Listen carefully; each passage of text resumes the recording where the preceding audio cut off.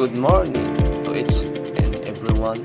This is a group 3 and we will be discussing about Prudential Degree 603, the Child and Youth Welfare Code. Before we start, what is the Presidential Decree?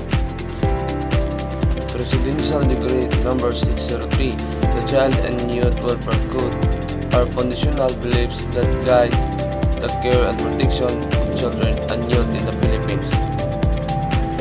Principles typically include the best interest of the child as a primary consideration, the right of every child to survival, protection of development, and the participation, and the role of the family as the basic unit of society responsible for nurturing and safeguarding the welfare of children. Adherence to this general principle helps ensure that policies and related to the child welfare and focus on promoting the well-being of your individuals. Let's proceed to the Title 1 General Principles, Article 1 Declaration of Policy. The child is one of the most important assets of the nation. Every effort should be exerted to promote its welfare and enhance the opportunities for a useful and happy life. The child is not a mere creature of the state. Its individual traits of aptitudes should be cultivated to the utmost insofar they do not become plague to general welfare. The molding of the character of the child starts at the home. Consequently, every member of the family will strive to make the home a wholesome and harmonious place as atmosphere and condition will deeply influence the child's development. Attachment to the home and strong family ties should be encouraged but not to extend to making the home isolate and exclusive and concerned with the interests of the community and the country. The natural right and duty of parents in the raising of the child for the civic efficiency should be received that aid or support of the government. Other institutions like the school and church and guild and the community in the general assist the home and state in the board to prepare the child for the responsibilities and adulthood. Article 2. The title of the scope of code. The code shall be known as the Child of Youth Welfare Code. It shall apply to persons below 21 years of age, except those emancipated in accordance with law. Child or minor or youth as used in this code shall be referred to such person. Article 3. Right of the child of the children shall be entitled to the right herein support without distinction as the legitimacy or legitimacy, sex, social status, religion, political, resident, and other factors. Number 1. Every child is endowed with the dignity and worth of the human being from the moment of his conception, as the generally accepted in the medical parlance, and has therefore the right to be born with. Number 2. Every has the right to wholesome family life to be provided him with love, care, understanding, guidance, counseling, and moral and material security. The dependent or abundant child shall be provided with the merit aptitude for a home. Number 3. Every child has the right to well-rounded development of his personality so that he becomes a happy, useful, and active member of society. The gift child shall be given opportunity and encouragement to develop his special talents. The emotionally disturbed or especially maladjusted child shall be treated with sympathy and understanding and shall be entitled to treatment and content care. The physically or mentally handicapped child shall be given the treatment, education, and care to required his particular condition. Number 4. Every child has the right of the balanced diet, adequate clothing, sufficient shelter, proper medical attention, and all the basic physical requirements of a healthy, vigorous life. Number 5. Every child has the right to be taught of the atmosphere of the morality and attitude for the enrichment of strengthening of his character. Number 6. Every child has the right of education commensurate with his abilities and to the development of his skill for the improvement of his capacity for service to himself and to his fellow men. Number 7. Every child has the right to full opportunities for safe and wholesome reaction and activities, individual as well as social, for the wholesome use leisure hours. Number 8. Every child has the right of protection against exploitation, improper influence, hazard, and other conditions or circumstances prejudicial to his physical, mental, emotional, social, and moral development. Number 9. Every child has the right to live in community and society that can offer him environment free from personal influence and conducive to promotion of his health and the cultivation of his desirable traits and attributes. Number 10. Every child has the right to secure assistance to protection of the state, particularly when his parents or guidance fail or unable to provide him with fundamental needs for the growth, development of improvement. Number 11. Every child has the right to efficient and honest government that will live in the faith of democracy and inspire him with the quality of the constituted authorized both in the public and private lives. 12. Every child has the right to grow up as a free individual in an atmosphere of peace, understanding, tolerance, and universal brotherhood, and with the determination to contribute his share in the building of the better world. Article 4. Responsibilities of the child. Every child, regardless of the Article 4. Responsibilities of the child. Every child, regardless of the circumstances of his birth, sex, religion, social status, political antecedents, and other factors shall. Number 1. Strive to lead an upright and virtuous life in accordance with the tenets of his religion, the teaching of his elders and mentors, and the biddings of clean conscience. Number 2. Love, respect, and obey his parents and cooperate with them in the strengthening of the family. Number 3. Extend to his brothers and sisters love, truthfulness, and helpfulness to individuals. Endeavor in them to keep the family harmonious and united. Number 4. Exert his utmost and develop his potentialities for service, particularly the undergoing of formal education, to his abilities and other, that he may become assessed to himself and to society. Number 5. Respect not only his elders but also the customs and traditions of our people, the memory of our heroes, the duly constituted authorities, the laws of our country, and the principles and institution of democracy.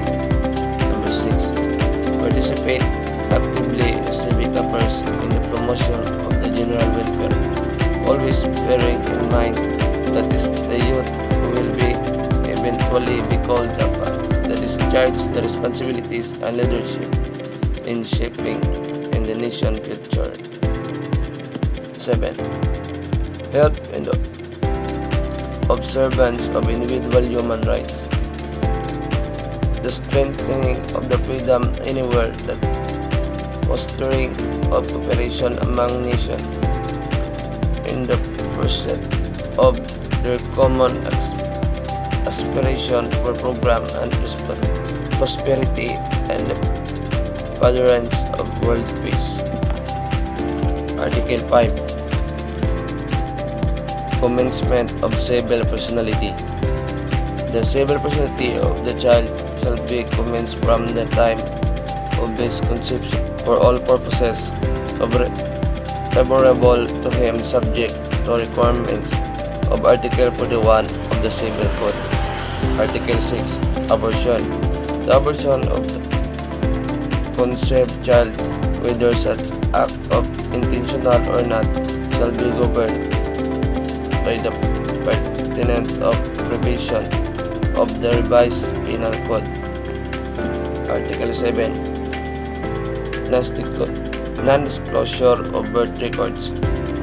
The records of persons' birth shall be kept strictly confidential, and no information relating thereto shall be issued except of the request of any of the following. Article 8. Child's welfare paramount in the question regarding the care, custody, education, property of the child. His welfare shall be the paramount consideration. Article 9. Levels of growth. The child shall be given adequate care, assistance, and guidance throughout its various levels of growth, from infancy to early later childhood to poverty and indolence, and will be necessary even after you shall have attained age 21. Article 10.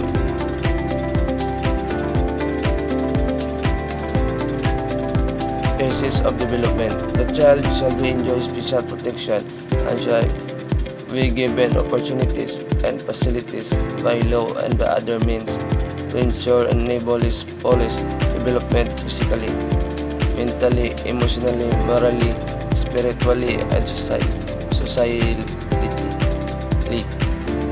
In a healthy and normal manner, and this condition of freedom and dignity appreciate to the corresponding developmental stage. Article 11. Promotion of health. The promotion of health.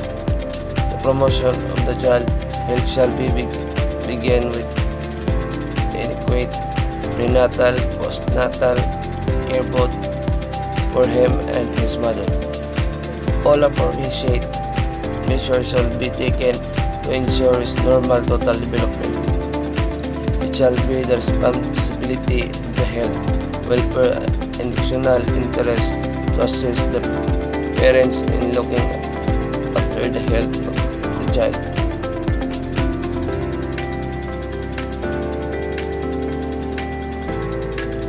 Article 12. Education. The school and other entities engaged in non-formal education shall assist the parents in providing the best education for the child. Article 13. Social and emotional growth. Steps shall be taken to ensure the child healthy social emotional growth. This shall be undertaken by the home in collaboration with the schools and other agencies engaged in promotion and child welfare. Article 14. Morality. High moral principle should be instilled in the child, particularly in the home, the school, and the church to which he belongs. Article 15. Spiritual values. The promotion of child spiritual will be according to the precepts of his religion, should as much as possible be encouraged by the state. And last, Article 16, Civic Conscience. The civic conscience of the child shall not be overlooked. He shall be brought up in the atmosphere of universal understanding, tolerance, friendship, and the helpfulness and full consciousness of his responsibilities as the member of society. Once again, my name is Arvian Francisco. My report is Credential Degree number 603, the Child and Youth Welfare Code. Mabuhay tayong lahat. Republic Act number 8044, an act creating the National Youth Commission, establishing a national comprehensive and coordinated program in youth development, appropriating funds therefore and for other purposes. Section 1, the title. This act should be known as the Youth Nation Building Act. Section 2, the policy. The state recognizes its responsibility to enable the youth to fulfill their vital role in nation building and hereby establishes the National Comprehensive and Coordinated Program on Youth Development, creates the structures to implement the same and appropriates adequate funds to provide support for the program and implementing structures on a continuing and sustained basis. The state hereby declares the youth is the critical period in a person's growth and development from the onset of adolescence towards the peak of mature, self-reliant and responsible adulthood comprising the considerable sector of the population from the age of 15 to 30 years. The state further declares the National Comprehensive and Coordinated Program on Youth Development shall be based on the following principles. Letter A.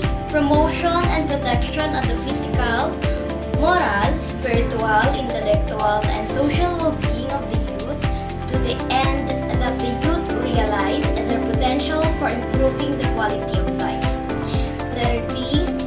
Inculcation in the youth of patriotism, nationalism, and other basic desirable values to infuse them faith in the Creator, belief in the sanctity of life and dignity of the human person, conviction for the strength and unity of the family, and adherence to the truth and justice. Letter C. Encouragement of youth involvement in character building and development activities for civic efficiency, stewardship for natural resources, agricultural and industrial productivity, and an understanding of world economic commitments on tariffs and trade and participation in structures for policymaking and program implementation to reduce the incidence of poverty and accelerate socioeconomic and development. And the letter D, mobilization of the youth's abilities, talents, and skills, redirecting their activity in inventive genius and wellspring of enthusiasm and hope for the freedom of our people from fear, hunger, and injustice. Section 3, Development Program. In order to attain the declared national policy, there is hereby established the National Comprehensive and Coordinated Program on Youth Development, referred to as the Development Program. The components of the Development Program are the following. A.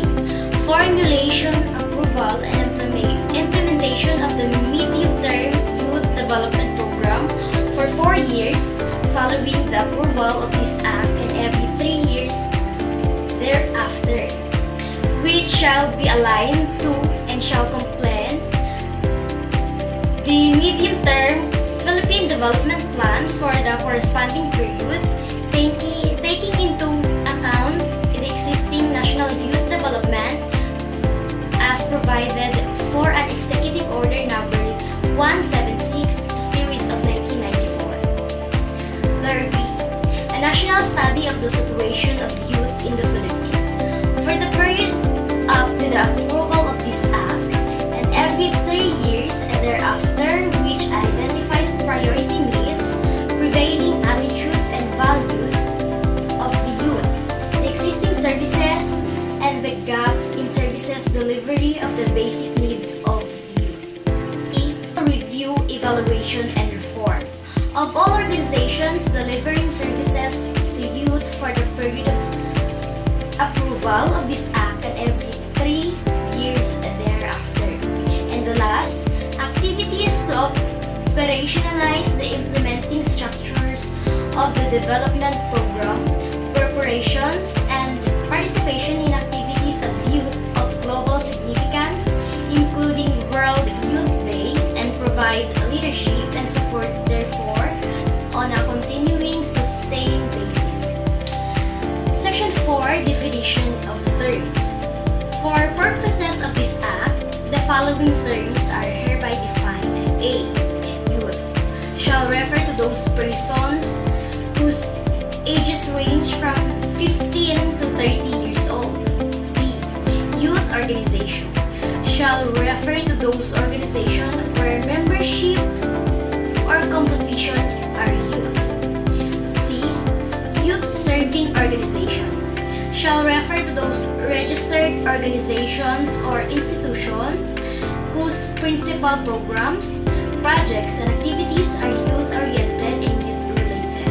And letter D. Commission shall refer to the National Youth Commission.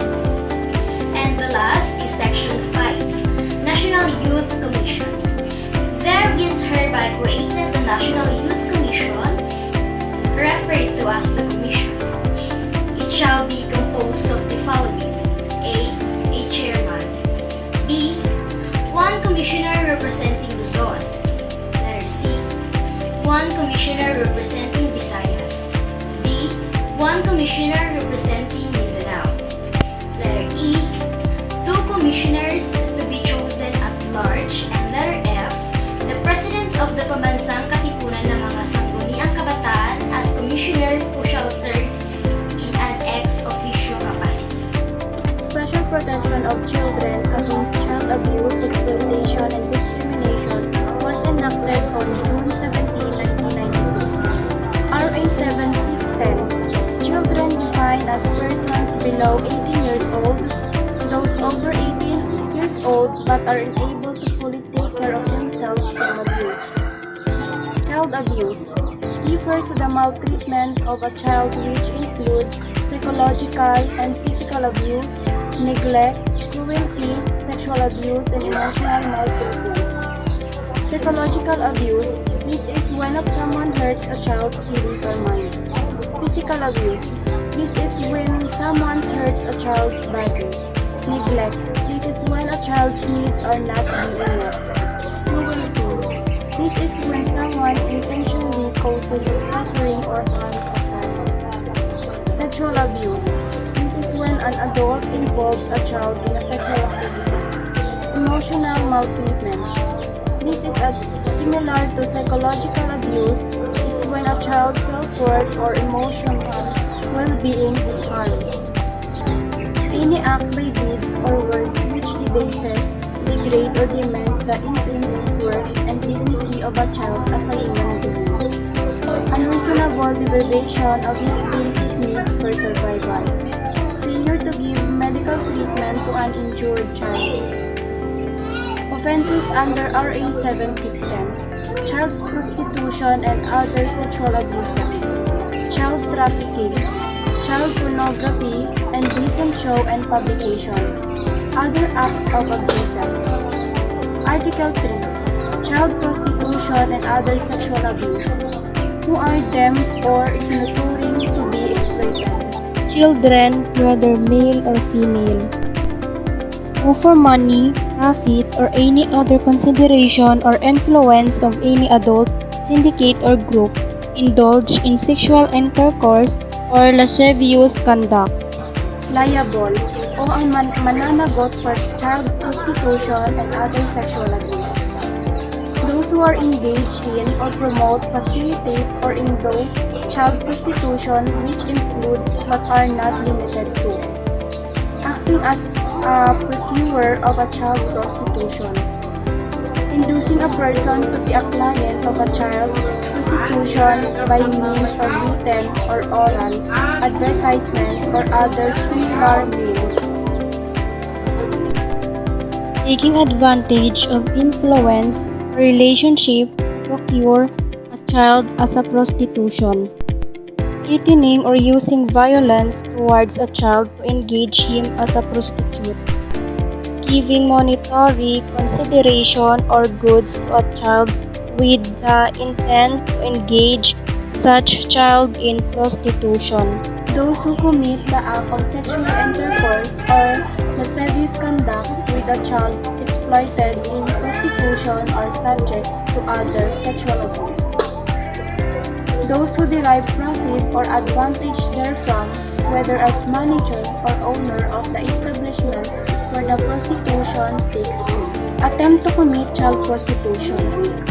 When any person who, not a relative of a child, is found alone with the said child inside a room, house, hotel, and any similar establishment, he then, or under circumstances which would lead a reasonable person to believe that the child is about to be exploited to prostitution or sexual abuse. When any person receiving service from child in a sauna parlor and bath, massage clinic, and other similar establishments.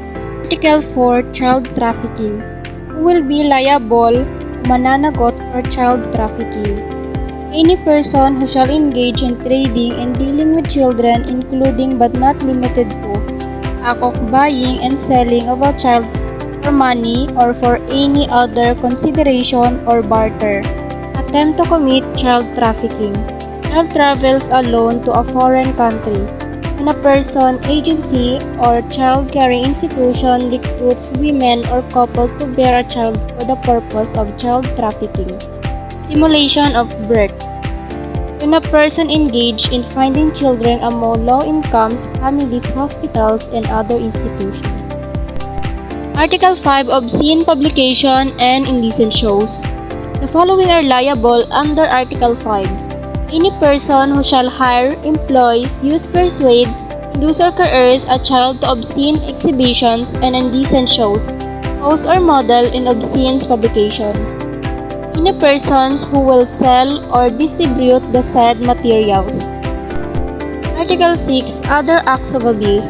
Any person who shall commit any other acts of child abuse, cruelty, or exploitation or be responsible for other conditions prejudicial to the child's development, including those covered by Article 59 of PD 610, but not covered by the revised Penal Code. Any person who shall keep or have in his company a minor, 12 years or under, or who is 10 years or more his junior, in any public or private place, hotel, beer joint, discotheque, cabaret, pension house, sauna or massage parlor, beach, and or other tourist resort or similar places. Any person who shall induce or deliver or offer a minor to anyone prohibited under RA 7610 as above described, who are required by law to report child abuse. The head of a public or private hospital, medical clinic, or similar institution, as well as psychiatrist and nurse who attend to the needs of the abused child. Teachers and administrator of public schools, parole and provision officer, government lawyers, law enforcement officers, barangay officials, correction officers such as jail guard, other government officials and employees whose work involves dealing with children. Where to report a child abuse incident. DSWD, or to Child Health and Intervention Protective Service. Anti-Child Abuse, Discrimination, Exploitation Division, NBI. Commission on Human Rights Child Rights Center. PNP Operation Center or nearest police station. DOJ Task Force on Children Protection. Local Barangay Council for the Protection of Children. And file a compliance. The victim, parent or guardian, ascendant, relative up to the third degree, officer, social worker, representative of a licensed child caring institution, officer or social worker of the DSWD, barangay chairman, or at least 3 concerned responsible citizens where the violation occurred.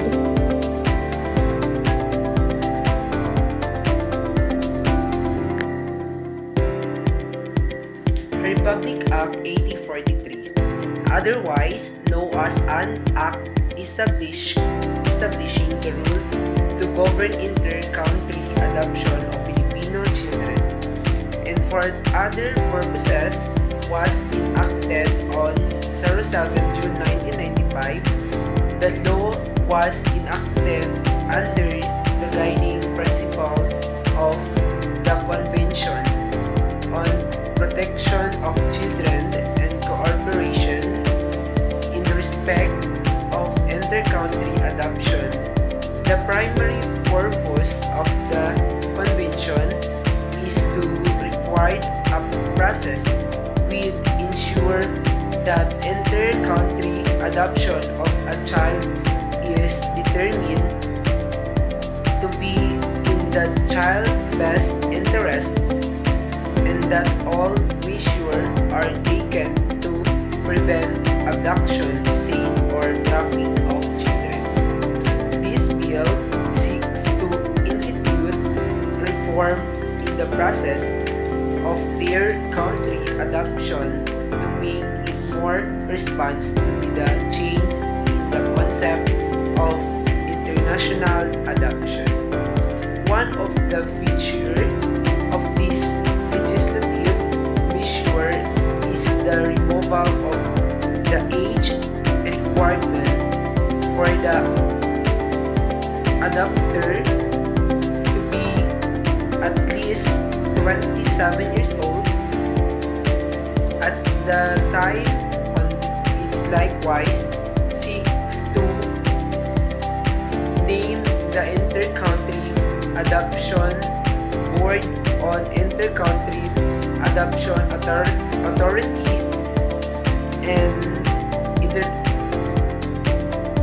introduce structural change in the ICAA. Each the Filipino child deserves a family that will protect his/her best interest. It is therefore the policy of the state to find adoptive family for any child found legally free for adoption, and to establish an efficient system for the implementation thereof.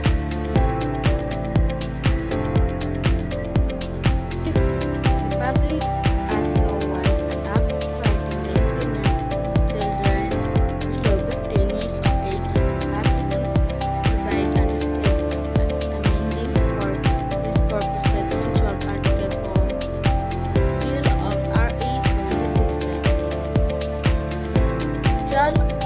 Child labor defined as the childhood and detention, eternity, dignity, and that development in the first world that mentally, physical, socially, mental, dangerous, and harmful children, or interferes with in the schooling, providing the opportunity attend school, obliging them to leave school prematurely of going them and then while to school attendance, work, accessories, long every work, the nurse.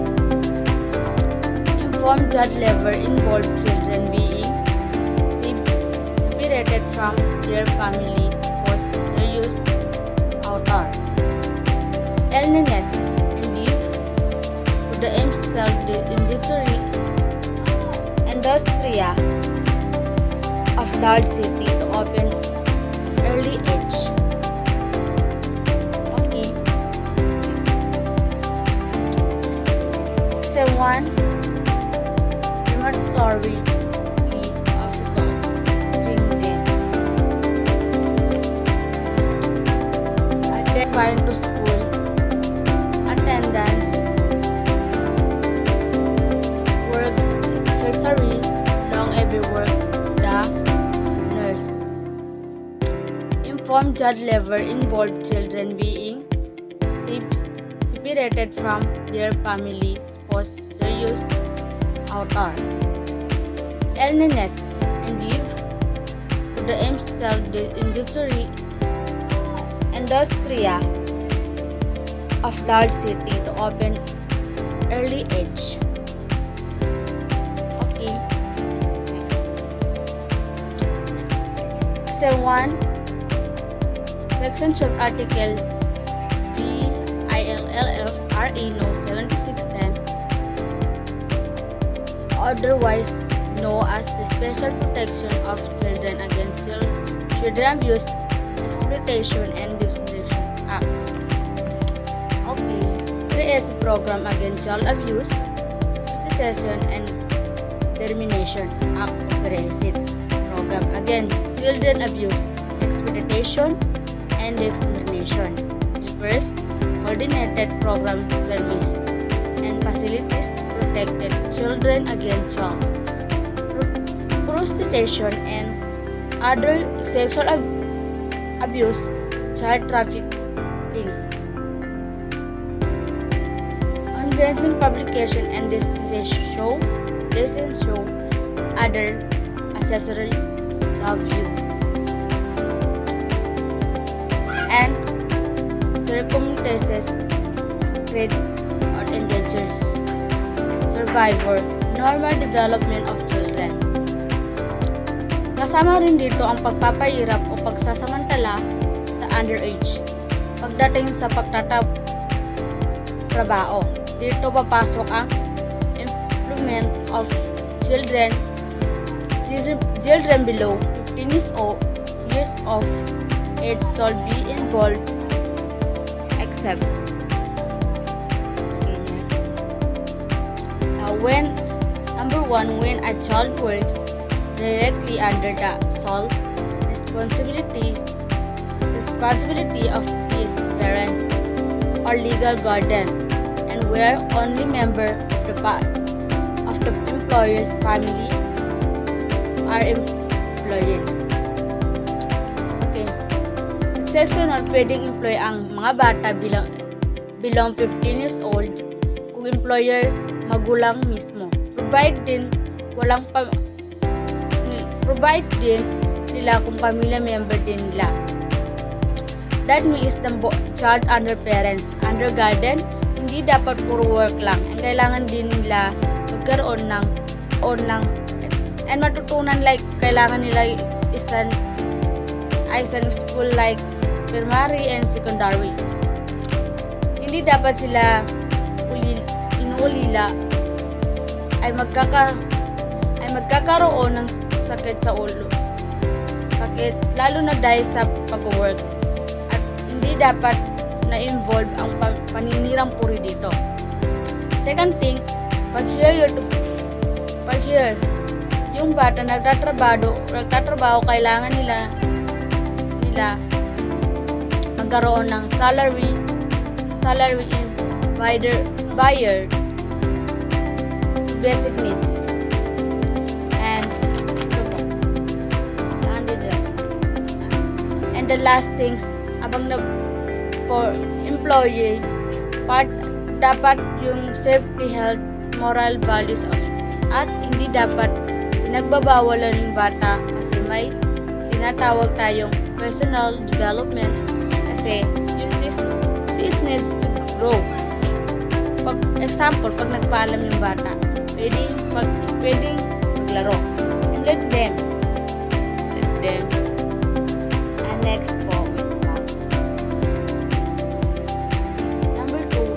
illegal child employment or participation in public entertainment up to information from cinema, theater, radio, television is essential. Concept observation. According to department Circular 2, a working child permanent 15 where the children be engaged in public entertainment or information with whether local. Overseas regardless of child show. In the project permit also needs in the picture and document material analyze also relate schools project and he'll be engaged. Crown is scripted storyboard that sang engaged. Permit is required for child engaged public entertainment here in the Philippines. And next,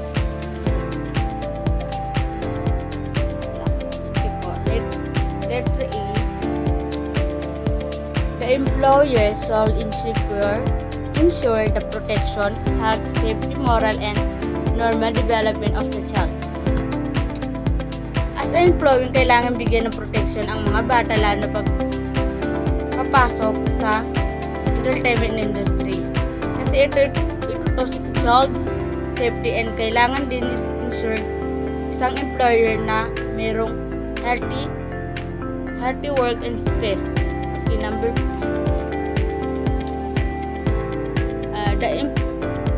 the employer shall institute measures to prevent of the child exploitation or discrimination, taking into account the system and level of remuneration of the duration and range of work time. Number T. So bilang bata di pa katulad ng mga matatanda ang kakayaan at katawan dito. Iniiwasan ang pag-aabuso sa bata sa trabaho katulad ng tamang pagsasahod at oras ng pagtatrabaho. Section 2. All law, decrees, statutes, order, rules, and regulations are part thereof contrary to or inconsistent with this act are that are refiling according. Okay.